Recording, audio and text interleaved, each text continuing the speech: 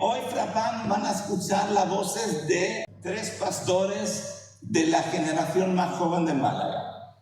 Y queremos escuchar y tener, queremos que su voz salga aquí. Queremos conocerles y conocer un poquito qué hay en su corazón pensando en Málaga, en esta provincia, en el futuro. Y por eso vamos a dar la bienvenida a David Castillo, a Pablín y Gonzalo García. O sea que, bienvenidos. Sí. Esto lo vais a acompañar. Sí. Recién llegado a la iglesia, porque mi padre, nosotros somos católicos nominales de España, ¿no? O sea, no nacimos de la iglesia evangélica, ¿no? Y escuchar esa palabra misionero siempre chocó mi mente. Pero decidí hacerlo porque cuando tenía 19 años le dije a Dios, o contigo o sin ti. Pero esta vida dual que estaba llevando no era lo suyo. Y cuando decidí apostar por Dios, Él me abrió las puertas, me dio convencimiento, me dio la visión y me dijo qué tenía que hacer. Entonces, en esa estamos, sirviéndolo donde nos dejan. Pero entonces, cuando tú llegaste, entonces era recién haber llegado a un contexto, como llamamos la iglesia evangélica. Sí, llevaba un tiempo como de visita, paseando por la iglesia evangélica, pero no fue hasta los 12 años que yo acepté a Jesús en un campamento. Y yo te digo, de los 12 a los 16, en ese proceso de años, mi padre, mi madre, mi hermana también aceptaron a Jesús. Pues yo, a diferencia de Pablín, yo sí he crecido en una iglesia evangélica, porque mis padres, cuando yo tenía unos 2 años, sí, mis padres, por medio de unos vecinos, aceptaron al Señor y empezaron a ir a una iglesia evangélica. Y fue con 8 años en Manantiales de Vida, con una predicación de Pepe Carmel, que yo acepté al Señor. Y desde ahí, a los 12 años, yo creo que entre nosotros vamos a tener muchos elementos en común, porque suele pasar que hay muchas de las historias que concuerdan. Con 12 años, alguien en mi iglesia predicó sobre la necesidad de tener más obreros en la mía.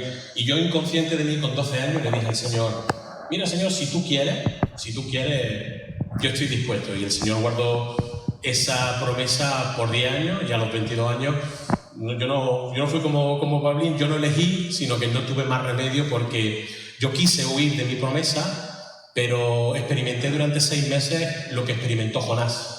Huir de Dios, y Dios me decía, hasta que no obedezcas no te voy a dejar. ¿Por qué? Porque tú me has entregado tu vida voluntariamente, ahora tu vida es mía. No puedes escapar. Y hasta que no tuve más remedio de decir, bueno, Señor, haz lo que quieras de mí, pero déjame ya. Y básicamente fue eso. El Señor me envió al seminario y ahí empezó el periplo de todas las cosas hasta llegar aquí. Mi nombre es Gonzalo, para los que no me conocéis.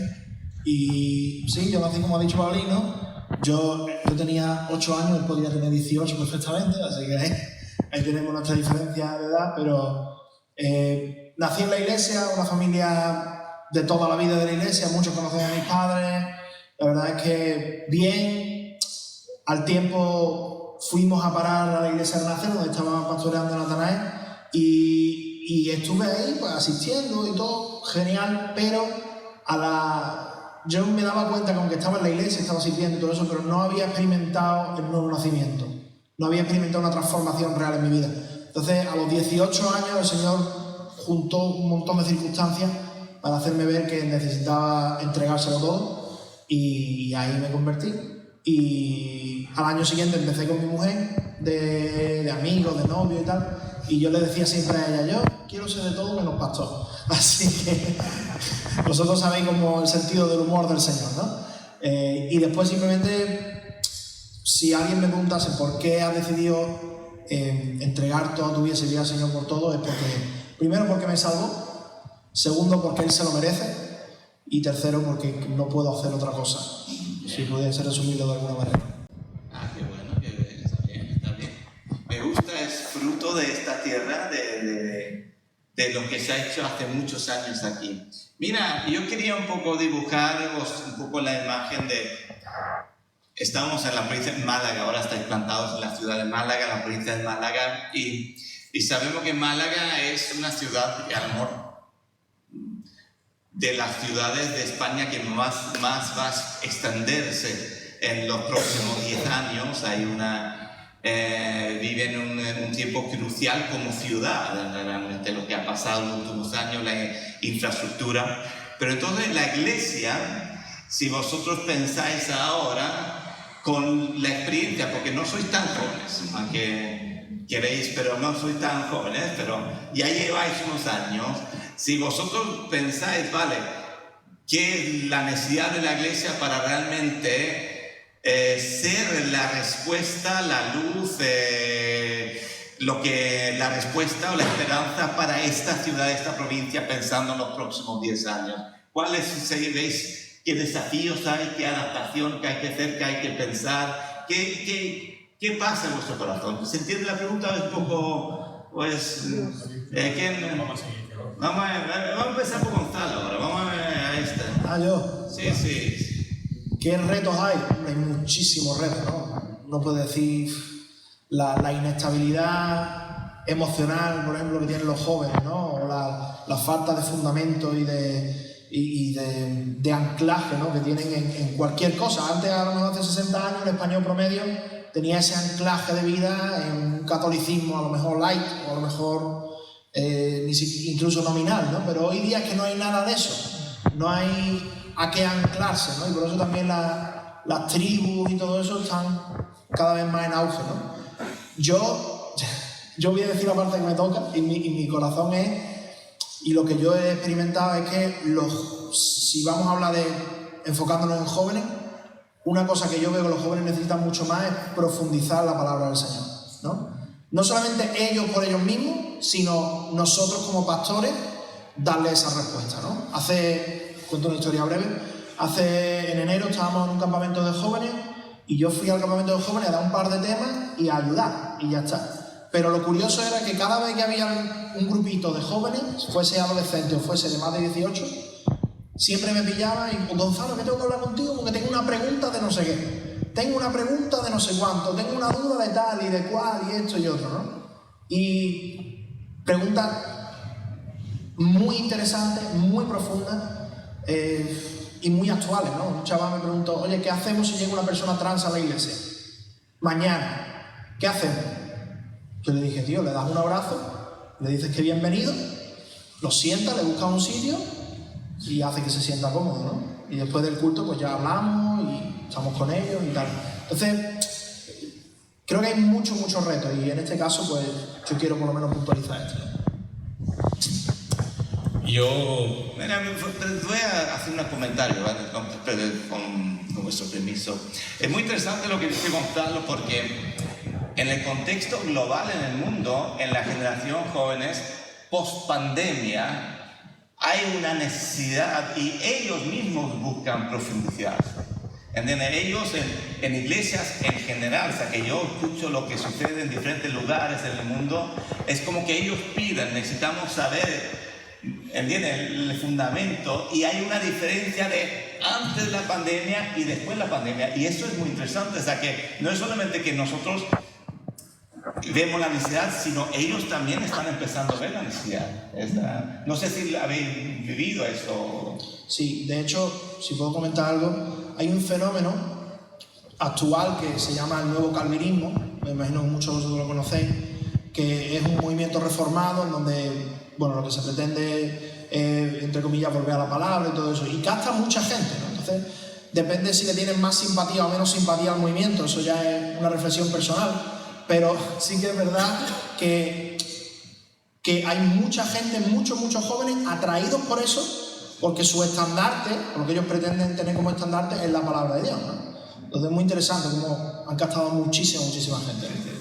Vale, pues mira. Para mí, el desafío, lo primero que me gustaría decir que el tema que toca es un tema pantanoso, porque es multifactorial, porque hay muchas cosas que podríamos decir, mucho. Pero a mí me gustaría hablar sobre la desconexión que hay entre la Iglesia y la sociedad. Eso creo que es un problema muy grande.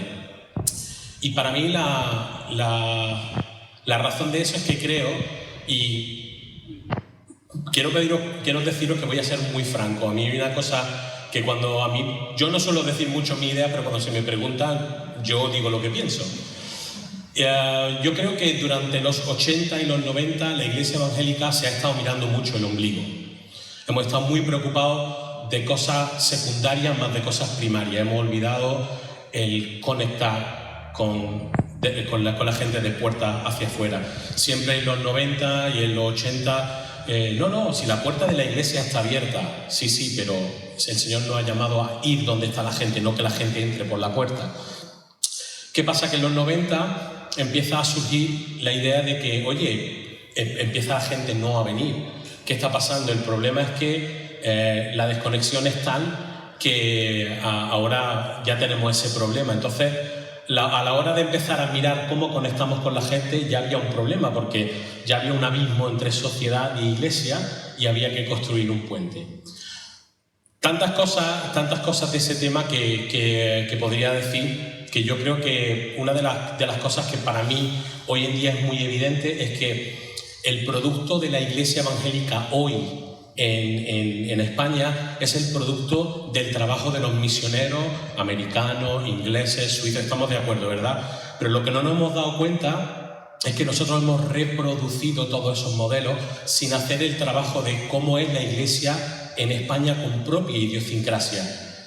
Lo curioso es que solamente hay un sector de la iglesia evangélica que ha hecho ese trabajo. ¿Sabéis quién es? La iglesia de Filadelfia. Iglesia de Filadelfia tiene una idiosincrasia propia. Tú vas a un culto y su propia cultura rebosa en el culto. En el resto de la iglesia no se ha hecho. Somos sucursales de Australia, Inglaterra, América, y por eso es uno de los factores de por qué hay una desconexión tan grande, porque nos falta implementar el lenguaje como la gente entiende el Evangelio, el idioma en el que nosotros podemos presentar el Evangelio, y creo que eso es un trabajo que hay que hacer, porque si no esa desconexión va a seguir existiendo.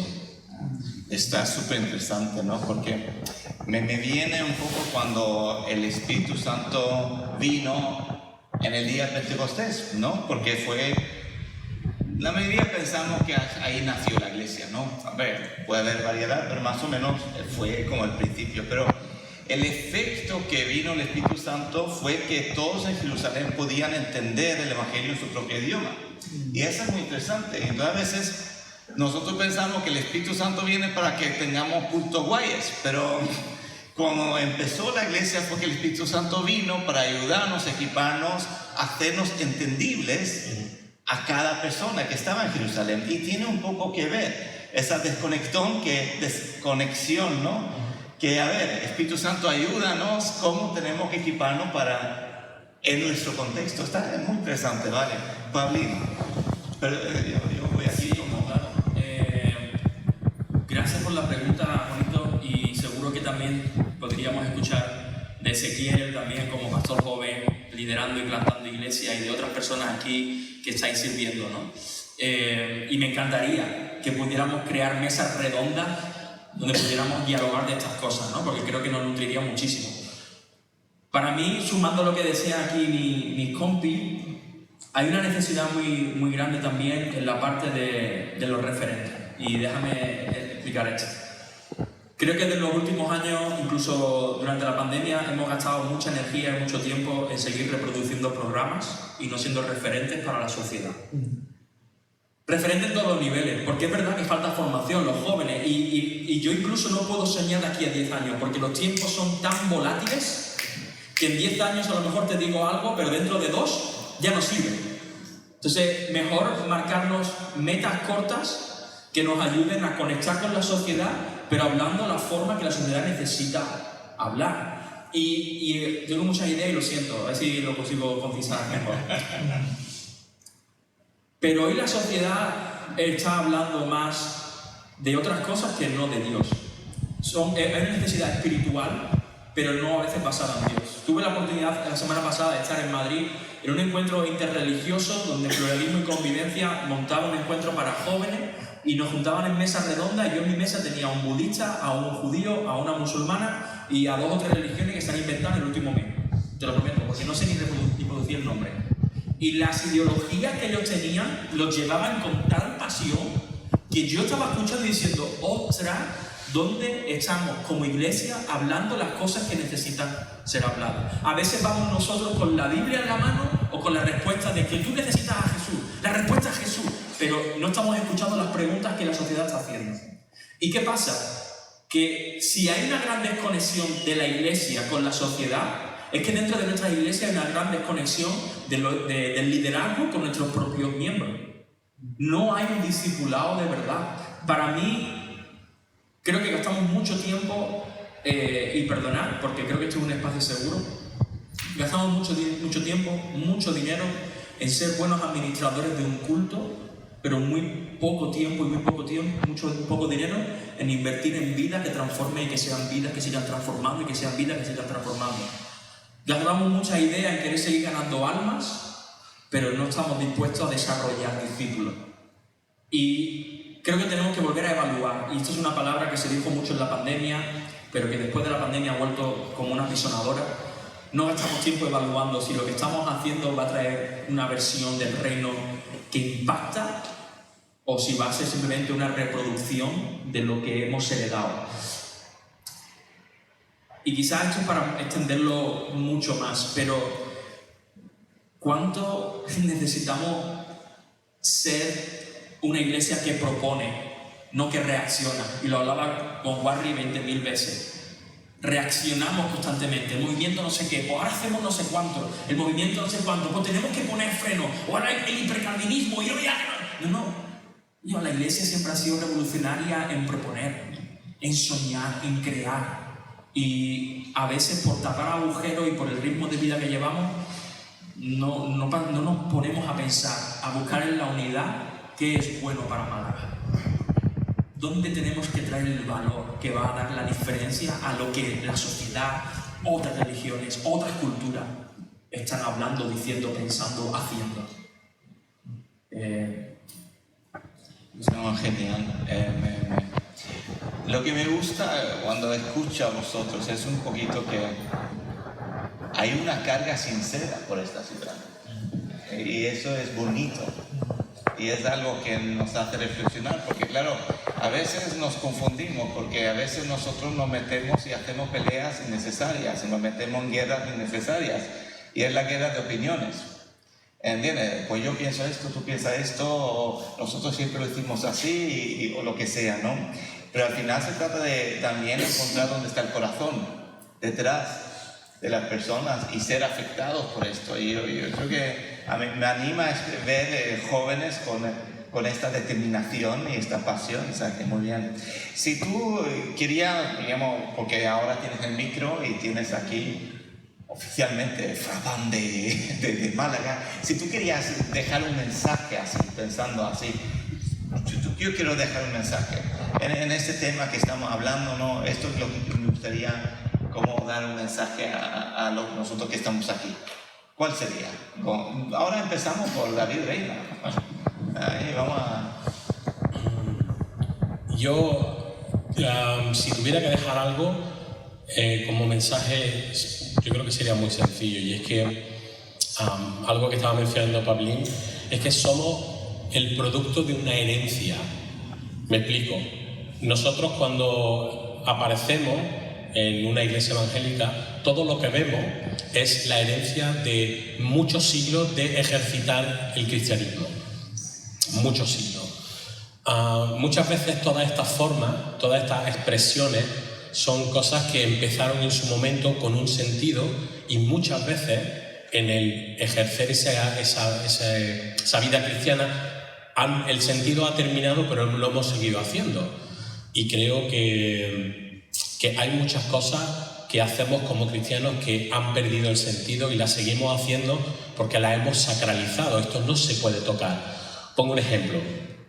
Yo vengo de un trasfondo de asamblea de hermanos y recuerdo como algo visceral intentar convencer a los ancianos que la Santa Cena se podía hacer con vasos individuales. ¿Por qué? Porque en la iglesia donde yo crecí se hacía con una sola copa. E intentábamos decir, mira, esto está muy bien, pero somos 60 personas y no es muy higiénico. Claro, se volvía más visceral todavía cuando el matrimonio mayor, que eran los abuelitos de la iglesia, cuando se le daba la copa a ella se quitaba la dentadura postiza para beber. Y tú decías, luego tengo que meter yo la boca ahí. Entonces, los ancianos siempre decían, no, es que esto la Biblia dice que una sola copa... Sí, el simbolismo está muy bien, pero no es higiénico. ¿Me explico? A veces todas estas formas nos determinan y son un bache hacia avanzar hacia, bueno, cómo debe ser la iglesia en el futuro, ¿no? Y hay un término que me gusta mucho que es la iglesia líquida. La iglesia líquida habla de que la iglesia debe ser como el agua, donde tú echas el agua, inmediatamente el agua toma la forma. La iglesia debe ser tan moldeable y tan maleable como el agua, y también el agua tiene una propiedad más, y es que es permeable. Donde tú echas agua, el agua permea. La iglesia debe tener esa propiedad. Donde está en la iglesia debe permear, debe calar. Y como estaba diciendo Pablín, hay muchos aspectos de la sociedad donde ni se nos escucha ni somos escuchados. Y su profeta es Bruce Lee. Be water, my friend. Be water, my friend. A ver, Pablín, una última palabra. Nunca vas a tener esta oportunidad más, no es broma. Perfecto. Si lo digo, me puedo ir. Respeta el micro después. No. Por suerte o por desgracia, el Señor me ha puesto a veces en lugares donde tengo el privilegio de poder escuchar y acompañar a pastores a nivel nacional. Y hay una cosa que se está repitiendo ahora mucho. Y tiene que ver con el legado, tiene que ver con la transición, tiene que ver con dejar espacio. Porque si le hago la pregunta a los que están aquí, ¿cuántos de los que están aquí empezaron su ministerio pastoral cuando tenían los 20 o los 30 años? ¿Puedo levantar la mano? Gracias. ¿Y cuántos de los que están aquí tienen dentro de su consejo pastoral a chicos menores de 30 años? 1, 2, 3. Gracias. Sí, no, tú ya eres el pastor, o sea, tú ya has ganado. O sea, yo tengo 31. Tú te has pasado, yo soy el... Te has pasado el juego, tío. Tú te has pasado el juego. Me están llamando en este último año y medio pastores que están jubilándose y no encuentran pastores que quieran liderar la iglesia. Me estoy encontrando organizaciones que están llamando a otras personas de fuera de España o incluso de aquí, pero que no tienen gente en su propia organización que quieran seguir liderando. Y hay una crisis, hay un salto brutal. Entonces mi palabra de ánimo es, amigos, la iglesia es de Dios y hay una generación hambrienta con ganas de servir a Dios, pero con pocos espacios para servir. Y yo tengo 40, voy a cumplir 40 en abril, y yo ya estoy pensando en delegar el pastorado a otra persona. Y si Dios quiere, en el próximo año, en el 2024, yo deje de ser pastor. A mí Dios no me ha llamado a ser pastor, me ha llamado a hacer otras cosas, pero ante la necesidad he tenido que pastorear. Pero también, de alguna manera, con lo que entiendo, quiero dejar el espacio para que otro chico de 25 años, aunque se equivoque, aunque hayan hecho lo peor con Gonzalo también, el pobre, ¿no? Es broma. Pero darle la oportunidad y acompañarlo, que es ahí donde yo creo que es nuestro trabajo principal. Pastorear significa acompañar personas. Entonces, quería animarlos a que sigan dependiendo de Dios, a que la sabiduría de Dios esté con ustedes siempre, pero que visualicen y que estén orando por la siguiente generación que va a liderar la iglesia en Málaga, que empieza ya, para no perderla. Don Gonzalo. Me toca la palabra final. Claro, Juanito, es que has hecho una pregunta trampa, has hecho una pregunta tan amplia que es complicada, ¿no?, de condensar. Yo estoy totalmente de acuerdo con lo que David ha dicho y lo que Pablín ha dicho. Creo que ha habido muchos pastores que yo he visto fuera de Málaga también, que han terminado sus iglesias que ellos se han retirado y que la iglesia se ha quedado sin nadie, que da pena, ¿no? Creo que el modelo anglosajón que muchas veces hemos heredado no ha tenido ese énfasis en el discipulado personal y en la formación de líderes. Cuando yo tenía 28 años, una de las reuniones con los líderes les dije, mira, no es broma, yo voy a empezar a preparar a otros pastores para que cuando yo me sienta con libertad de irme, me voy, ¿sabes? Y tenía 28 años. Y es que es verdad, es que tenemos que estar creando. Entonces, yo quiero dar dos consejos muy prácticos. En mi definición de discipulado, que creo que a lo mejor os puede ayudar. Mi definición de discipulado es Biblia y vida. No es solamente Biblia y no es solamente vida. Las dos cosas van unidas, tanto una como la otra en profundidad. Y la otra, porque claro, David ha hablado y Pablín ha hablado. Y hemos dicho, vamos a ir discipulados y vamos a cambiar la iglesia y vamos a hacer muchas cosas y tal. Y claro, ahora muchos de vosotros en vuestras mentes estáis diciendo, bueno, ¿y cómo hago eso? ¿Verdad? ¿Cómo lo hago? ¿Qué herramientas prácticas hago? Yo hay un hermano que hace tiempo que está en Málaga, que es misionero brasileño, se llama Roberto Botrel, no sé si lo conocéis. Y yo llevo hablando con él varios meses sobre un sistema práctico de discipulado real que tienen las iglesias, que a mí me gusta mucho y que yo os animo a que por lo menos lo investiguéis y le llaméis, porque yo creo que puede ser de muchísima bendición para Málaga, porque no es solamente decir tenemos que discipular más, sino cómo lo hago en la práctica. Así que Biblia y vida y Roberto Botrel. Y no en ese orden. Sí, Puede ser otro. Puede ser. No sé, a mí me bendice escuchar esto. A lo mejor es alguna palabra que te llega más y puede tener sentido, y yo creo que es saludable. Y yo solamente para dejar un comentario, porque había un monje que tenía una vida de oración muy especial, tenía un avivamiento personal y cada mañana a las 5:30 se levantaba y se arrodillaba delante de su ventana y oraba. Y tenía un tiempo con Dios espectacular cada mañana y era conocido ahí en el monasterio la vida que él tenía con Dios, ¿no? Porque había algo especial sobre este monje, ¿no? Pero lo que sucede es que cuando él solía hacer esta rutina cada mañana, un día llegó un gato, se sentó en la ventana, ahí justo donde iba a orar, y él se molestó mucho con el gato. E intentó hacer todo para deshacerse del gato, pero el gato venía cada mañana. Y él se molestaba porque, claro, era su momento con Dios y tenía que quitar el gato. Pero al final, después de 5 o 6 días, digo, mira, yo voy a estar aquí orando con Dios, con gato, sin gato, me da igual. Y siempre estaba el gato ahí. Lo que sucedió cuando él murió, los discípulos de él querían conocer cuál era el secreto de la vida de Dios de este hombre. Siempre se levantaba a las 5:30 de la mañana y oraba delante de la ventana y tenía un gato. Ahí está el secreto del gato. Y los discípulos empezaron a discutir qué raza de gato era. Y entonces, claro, muchas veces, y yo creo que resume también algo de lo que han hablado, es que eso es el contenido, no las formas que van a salvar. Y tenemos que encontrar cómo ahora, pensando en Málaga hacia 10 años para adelante, queremos ser la iglesia que realmente sea una herramienta de Dios. Amén. O sea que vamos a darles un aplauso a estos 3 personas.